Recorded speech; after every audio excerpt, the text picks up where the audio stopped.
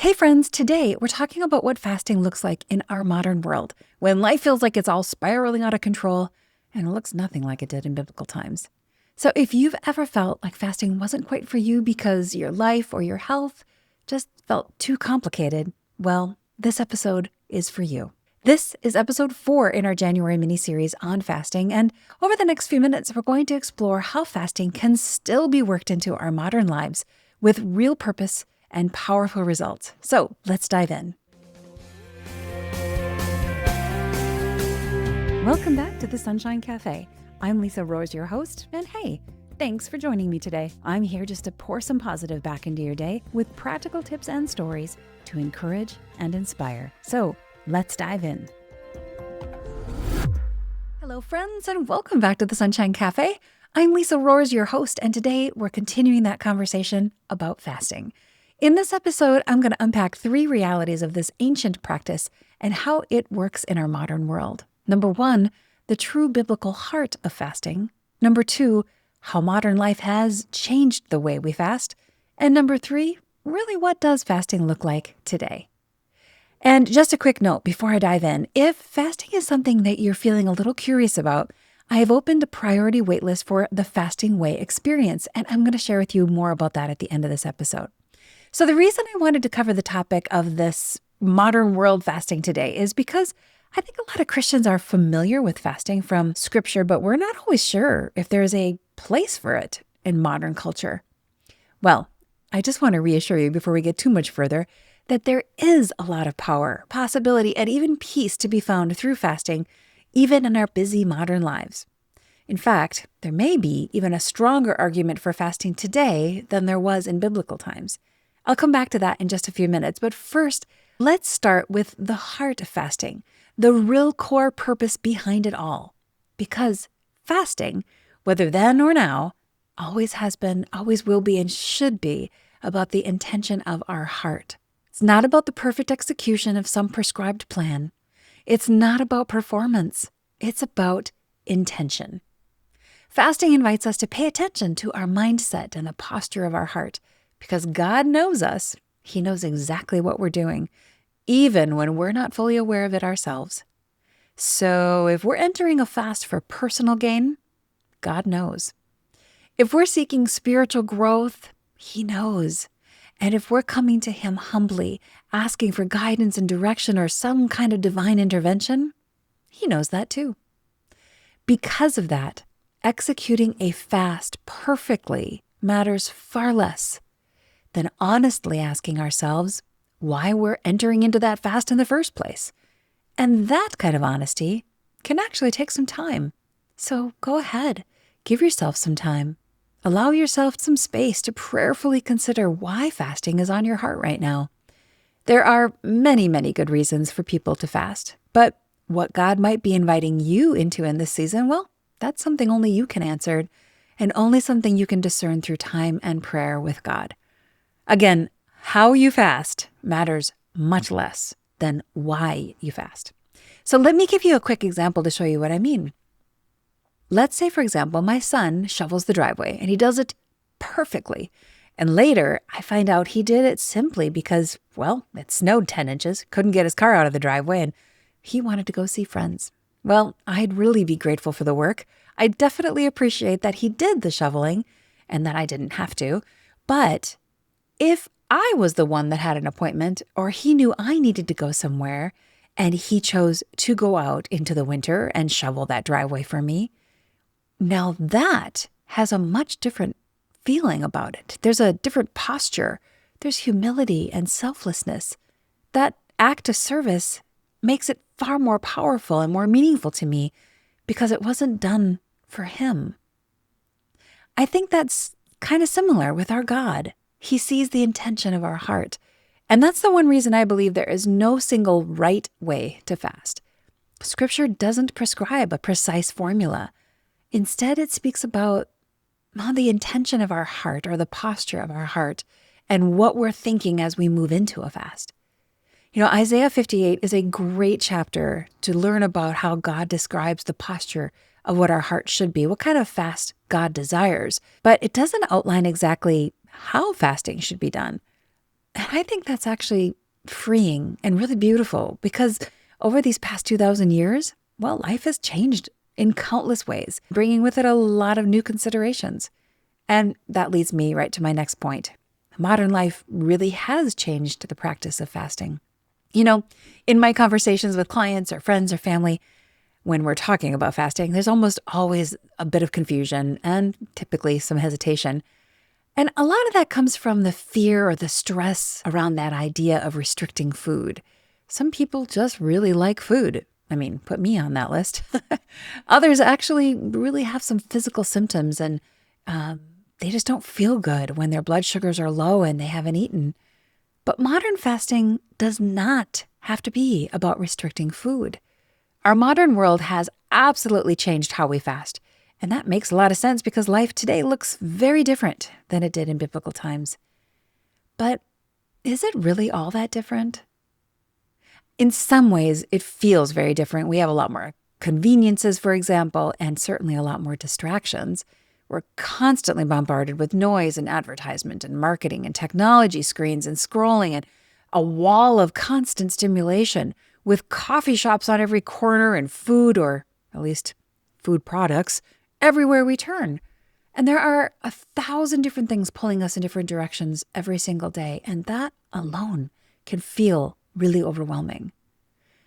But if we look just a little closer, I think you'll see that the basic struggles of human life, even back then, were very real and similar maybe to some of the things we deal with. They just looked a little different. What might have made fasting a little easier in biblical days is that, well, it was kind of expected. The community shared a Christian or Jewish faith, and fasting was woven into everyday life. There wasn't this kind of social pressure or confusion around fasting. And the overwhelm, all that overwhelm we feel, well, some of that existed back then, but it did look a little bit different. Instead of worrying about car repairs, people worried about sick animals, the same animals that provided the family with food and milk and eggs or even transportation. Instead of stressing over which foods to eat, they were often stressed about having food at all. Instead of worrying about stranger danger, they were worrying about their villages being brutally invaded, robbed, and pillaged. They fasted then to ask God for direction, for provision, and for protection, and for intervention on behalf of their families, their communities, and even their nations. And, my friends, we can do that very same thing today.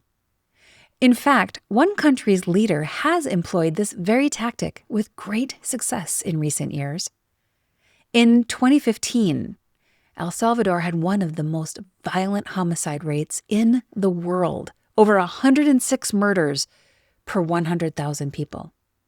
Those numbers are crazy. Those are comparable with like war zone levels of violence. But by 2024, just 9 years later, that rate had dropped to about 1.9 per 100,000. That's a reduction of 98%. And they are still among the countries with the lowest homicide rates in the world. President Nayib Bukele publicly spoke out about how prayer and seeking God's wisdom were a really important part of his leadership and their country's journey. Similarly, many people across the United States gather regularly to pray for the nation. Not just privately, they also pray through movements like the National Day of Prayer, gatherings of hundreds and thousands of believers, and ongoing prayer efforts call for wisdom, praying for our leaders to have insights and for the people to have unity and for there to be a spiritual awakening in America. So while life does look a little different on the surface when we compare how things look now to the biblical days, the human condition, the need that we have for God's wisdom, protection, and provision really hasn't changed that much. With that all being said, we definitely have learned a lot over the last 2,000 years. Today, we understand more about the human body and the health implications of fasting for both men and women in various seasons of our lives. And I truly believe that some level, that wisdom and knowledge that we've gained was guided by God. So it would not be wise to ignore those discoveries that we have, the ways we now know how food impacts our bodies all the way down to the cellular level. The goal of fasting hasn't changed. We can still seek God and seek His will and seek His protection and intervention. We can still seek the changes that He wants to be making in us and through us, whether those are personal changes, corporate changes in our community, or nationwide changes. But now we can pursue those same goals while also applying the wisdom of how to fuel our bodies so we can honor them and protect our health and remain willing and able to act on whatever it is God reveals to us. Fasting, whether we do it as an individual or as a family or as a community or even as a nation, is just as powerful today. And when our desire is to draw closer to God and to align our will with His, rather than try to prove something to ourselves or others, well, that's when fasting becomes a beautiful way to seek Him and His guidance. And that brings me to the next point. Given both the similarities and differences between then, in biblical days, and now, what does Christian fasting actually look like today in our modern crazy world? Christian fasting today can be personal, corporate, family-centered, or as we just mentioned, it could be nation-centered. It's prayer-led, with humility, with a willingness to surrender and trust as we learn to trust Him more and let go of that need or desire anyway to control everything. Today we've got multiple ways of fasting which still allow us to build humility, a God-centered focus, and a heart open to obedience, while also respecting and embracing the different seasons of our lives. In fact, there are 5 ways of fasting, so you'll see it's not a rigid practice at all. There's a lot of room for anyone to adopt a practice of fasting, truly at any age, any season, and at any time. And these 5 ways of fasting include almost any kind of fast you'll hear about. So there are water fasts, juice fasts, partial fasts, intermittent fasts, and absolute fasts. So 5 different kinds of fasts. I'm going to dive into those just really briefly so you understand just at the high level what they're all about. A water fast, where you consume only water, is really great for a healthy reset and also beautiful for spiritual refocus. Juice fast is where you only consume homemade, healthy vegetable and fruit juices, not the kind of stuff you get at the grocery stores, but the kind you actually make at home in a juicer. And this is a great way to hyper-nourish your body with the tools it needs to heal while you're seeking God and allowing God to work in and through you. Partial fasts allow the person who's fasting to choose one thing to eliminate for a time. This happens a lot during Lent. Maybe they'll choose a food item like sugar or soda or possibly alcohol, but it also could be an entire food group like giving up meat for a time or dairy, or it could be 100% unrelated to food. Instead, you might choose to give up technology for a time, social media or the phone itself, or maybe just disconnecting the TV for a few days. These are all beautiful ways to build obedience and take the power away from something that has had control, maybe a little too much control, over your life and your time, and instead use that time to lean into God. The next fasting type we have is called intermittent fasting. It also can be called time-restricted fasting. And that's just where, we all fast every night. We all fast from dinner to where we have breakfast, break the fast. And so intermittent fasting is just extending that time a little bit. So instead of having breakfast at 7 a.m., you might choose to have breakfast at 10, 11, or 12. And this kind of fasting helps to build our obedience again and helps to reset cravings. It also turns down the noise so we can spend that time in the morning in prayer and lean into God as we listen to Him and listen for that still small voice. And the final type of fast is, easy peasy. It's the dry fast or absolute fast, which is where you simply eat and drink absolutely nothing. Now, not very many people take on this kind of fast, and it's really just meant for historical reference. But this is the kind of fast that Jesus and Moses both did in the Bible as they were directed and sustained by the hand of God. But if you hear that term, I just want you to be aware of what that is as well. So you can see fasting in our modern life has a lot of flexibility and a lot of options to meet you, your parents, your little ones, or other loved ones right where they're at. We can all learn to let go of one thing for just a time. Let one crazy thing in this world go so we can lean into God and listen for His voice and lean into His encouragement, His inspiration, His guidance, hope, and peace. My friends, as we close today, I want to touch on a couple gentle reminders, which I hope will help to release any remaining confusion or pressure that you have around fasting. Fasting is not a punishment. It's not something that you should be fearful about, and it's not about restriction just for the sake of restriction. Fasting is also not a mandate of what you cannot do, and it's not a prescription of rules that you have to follow. At its very core, fasting is voluntary, and it's a choice. It's a beautiful invitation, a decision to just release something for a time because you believe there is something greater, maybe something even more meaningful and more valuable than what you're holding on to on the other side. Fasting is a choice to let go for a time, trusting that God's going to meet you right where you are and that He'll draw you closer to Him, that He will speak to you and guide you and give you clarity and peace so your spirit, which is so often weighed down by this loud and broken world, can actually have peace. I've seen God do this in my life over and over again, and I truly believe He can and will do the same for you. Fasting always is an invitation, and it's always a free choice to consider prayerfully, purposefully, and with the heart intention to lean into God and get a little closer to Him. I hope this episode helped you see fasting in a new light. I have 4 super quick takeaways for you today. Number 1, fasting has never been about perfection. It's always been about intention. How you fast matters far less than why you fast. God sees the intention of your heart, not your ability to follow a perfect formula. He honors the intention of your heart, not your perfection. Number 2, the purpose of fasting has not changed, even though modern life has. We still fast to seek God, to align our will with His, and to invite His guidance and intervention.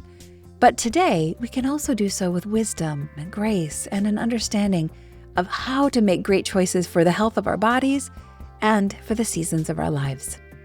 Number 3, Christian fasting is not rigid. It's flexible and prayer-led. There's no single right way to fast. Fasting can look different depending on your health, the responsibilities you have, the age you are, the season you're in, and still be deeply meaningful, purposeful, and powerful. It can be powerful for the individual, the community, the family, and the nation. And number 4, fasting is an invitation, not a punishment or a test. Fasting is just a voluntary choice to let go of something for a time so we can draw closer to God, quiet the noise of this crazy world, and lean in as we listen for His still small voice. Thanks so much for listening today. Again, if this episode stirred curiosity in you about fasting, I'd love to invite you to join the priority waitlist for the Fasting Way experience. Now, this isn't a course per se. I designed it as an experience. It's a faith-centered experience beginning in February, and it's created for Christian women who want to explore fasting, especially here as we head toward the Lenten season. So whether fasting is really familiar to you, or whether it's completely new, and whether or not food restriction is part of your journey or not, you're going to be supported with wisdom, grace, and a community of women walking alongside you. There's no obligation, just simply an open invitation to let me know that you're curious to learn more, and you will find the link to sign up for that right on top of the show notes wherever you're watching or listening to this right now. Also, I have 2 quick guides for you that I'd love to make available for you. One is a 1-page guide on the 5 different ways to fast, and the second is an audio meditation that I created of me reading Isaiah 58, and you can listen to that over and over again and just marinate in the beautiful scriptures of God's design to fast. Next week, my friends, we're going to talk about how to know if God is calling you into a fast, how to discern His voice, recognize that prompting, and move forward with peace instead of any kind of pressure. So until next time, my friends, be encouraged, be inspired, and I'll look forward to seeing you right back here next week at the Sunshine Café.